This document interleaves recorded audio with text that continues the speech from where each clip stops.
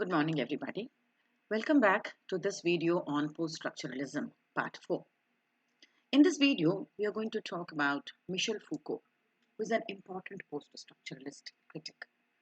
Michel Foucault, 1926 to 1984, was a French philosopher, historian of ideas, writer, political activist, and literary critic. Foucault's theories primarily address the relationship between power and knowledge, and how they are used as a form of social control through societal institutions. Foucault, being the professor of the history of the systems of thought, developed what he called as archaeology of the human sciences, in which he studied the rise of the forms of knowledge, the classificatory mechanisms of knowledge, and the rules by which knowledge was collected, archived, and disseminated. Foucault's interest lay in unpacking the underlying structures of thinking in the various fields of knowledge because he argued these structures are conditioned and constructed the process of inquiry, that is, knowledge gathering, and the very nature of the object about which the knowledge is being gathered. And the third is the possibilities of using and distributing this knowledge. So, three important things Foucault is concerned with. Number one, these structures conditioned and constructed the process of inquiry, which is knowledge gathering. Number two, the very nature of the object about which the knowledge is being gathered. And number three, the possibilities of using and distributing this knowledge. These three Foucault was interested in too. And hence he stated that Foucault saw scientific inquiry as an exercise in power where the physician, the scientist, and the psychiatrist constructed a particular condition as diseased, an object to be investigated, and knowledge about it to be carefully controlled by certain authorities. Knowledge is constructed, organized, shared, and used through particular forms of speech, writing, and language, which Foucault calls as discourse. Now, this has become a very, very important term in the modern linguistics. Discourse, D-I-S-C-O-U-R-S-E. Discourse is the context of speech, representation, knowledge, and understanding.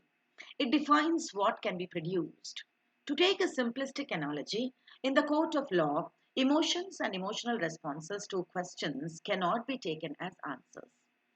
The court insists that the defendant or the defendant or the accused answer the questions and not with tears, laughter, or anger. The discourse of the law in the court relies upon what it sees as, inverted commas, evidence. That's more important. Logic, rational argumentation, rather than angry outbursts of hysteria. Similarly, in the case of science, it is not adequate to say, I believe this is to be true. It has to be given a proof, yes or no. The discourse of science asks for empirical, demonstrable proof, which is applicable there, and that is true. Foucault's originality lay in discerning the underlying structures of power that informed neutral scientific inquiries. He argued that some sections of the population were classified as sick, criminal, mad, and so they could be replaced under surveillance and observed by particular kinds of authorities and so on. This surveillance was coded as a discourse, a terrain of thought, a system of knowledge, a particular kind of language that allowed some things to be said and disallowed some others. Thus, the priest used the discourse of religion, of sin, of salvation in order to preach particular norms of behavior in domains like marriage, sexuality, family, and charity. The physician used the discourse of sickness and health in order to proscribe particular kinds of lifestyles, excessive eating, for example. The psychiatrist constructed particular kinds of behavior as deviant through a discourse of rationality. And so, Foucault's influence is very well seen in the 20th century writers. His major contribution has been to show how these discourses condition people's lives and inform their thinking. By focusing on power as central to the human condition, Foucault was able to argue that human relationships, science, institutions are all caught up in the struggle for power, and discourse is the terrain on which the struggle is carried out. The person or the institution that controls the discourse also controls the subjects in those discourses. So Foucault's argument has been best used by the 20th century feminisms, which have shown how the discourses of patriarchy, with the representation of the pure woman, the seductive woman, the hysterical woman, the vulnerable woman, have been institutionalized in the uneven structures of marriage, education, religion, law, history, literature, science, even politics. Foucault's argument helped them to show discourse has material consequences for people, and that discourses construct the legitimize unequal power relationships among individuals. And so, every discourse has an object, a language, an authority figure who uses this language to describe or classify the object, and a corrective mechanism that draws upon the description and classification. If you look at a few examples that Foucault analyzes, the very first example is the vagrant. The vagrant, which was the object constructed in a discourse of economics as a non productive itinerant body by the authority figure of the economist or social commentator, and whose deviance, non employment, was corrected through the institution of either forced employment or charity. The immoral individual or a sinner, taking as a second example, was the object constructed in a discourse of religion, with its elements like sin, salvation, virtue, punishment, purgatory, and hell, by the authority figure like the priest, and whose deviant morality was corrected through penitence, confession, religious rites, say, for example, fasting, recommended, ordered, and sometimes even implemented, say, for example, by branding of the witches and all by the religious authority, that is the church. As a third example, Foucault talks about the criminal. The criminal was the object constructed in a discourse of the law that classified actions as right and wrong by the authority figure like the court or the judge, and whose deviant behavior was corrected through the institution of the prison. Foucault's work, adopted in the 20th century, Cultural Theory and Criticism, has shown how the sections of the society have been subjugated through particular discourses. Specific institutional forms of control were created to ensure that these sections remain subjugated throughout. Popular and other representations like arts and literature control the images of these sections. These images, in turn, naturalize the difference and the subjugation of particular sections. These discursive processes justified and led to the installation of a corrective mechanism of the institutions to keep the sections very much under control. The discourse and the institutional structures combine to give power to the particular classes and authorities.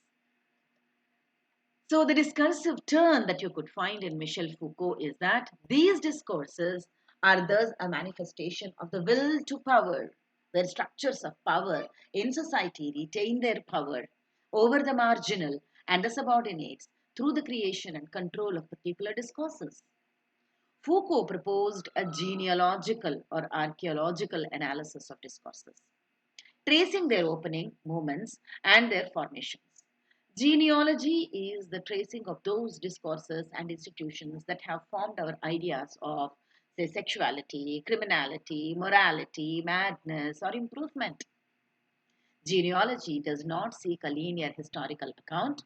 Rather, it attempts to unravel the contradictory, conflictual forces that have created these abstract ideas and ideals. It can be summarized as the history of ideas that pays attention to the social forces, institutional mechanisms, and power structures that influence thought, ideas, and, in general, knowledge formations.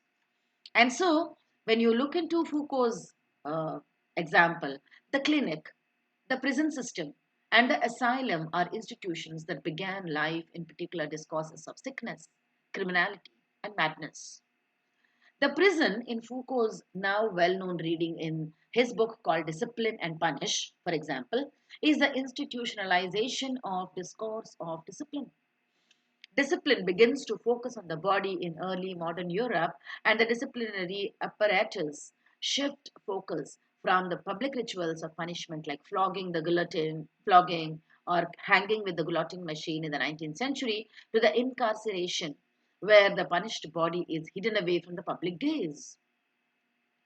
A genealogical study such as Foucault's traces not only the institutional structure like the prison and its evolution in history, but also the way in which concepts of criminality have been defined. The kind of discourses that were put in place, for example, the sacredness of property, the body as a site where punishment or rewards can be played out, and so on and so forth. The contradictions and the contests over and against these dominant discourses, the classes that dominated these discourses, and the artistic, legal, biomedical representations of these discourses are discussed in length by Michel Foucault. So, Foucault is again another post structuralist critic who enabled the common man to look at these institutions like religion, like sex, like court, like punishments, like prison, like government from a discursive point of view. Because it talks about all these rules and regulations that are related to religion, prison, judgment, court, even medical field are all made by a group of intelligentsia or a group of people successfully implementing this type of subjugation on maybe the common man. And the art and literature, to a greater extent, glorify this type of subjugation, and unknowingly it becomes a part of our knowledge that we accept it. It is this acceptance of patriarchy, this acceptance of right and wrong, this acceptance of goodness and illness, this acceptance of punishment that has been glorified. And Foucault says that you have to think subversively, that is, ulta, so that understand the politics that is going on in making the common man silent. Foucault is important at this juncture as a post structuralist critic because he enables us to look at the entire social systems from a subversive and essential point of view.